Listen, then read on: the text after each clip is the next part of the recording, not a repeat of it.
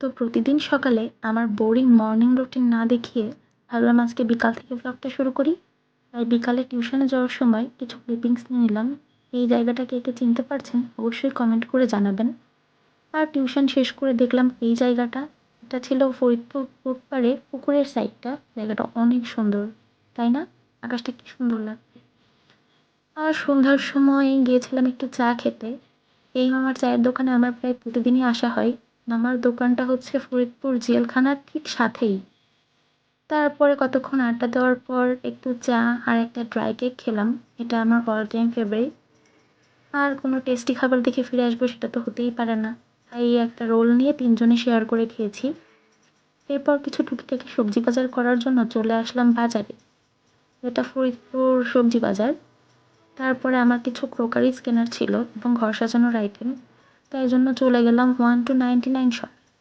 তারপর এখান থেকে আমার কেনাকাটা শেষ করলাম। এই যে এইসব জিনিস কিনেছি। কেনার পরে বাসার দিকে আসছিলাম। তো বাসায় আসার সময় একটা জিরোস খেতে খেতে চলে আসলাম। তো আমার ভিডিওটা কে কোন জায়গা থেকে দেখছেন অবশ্যই কমেন্ট করে জানাবেন, আর আমার চ্যানেলটা প্লিজ সাবস্ক্রাইব করে দেবেন। Thank you.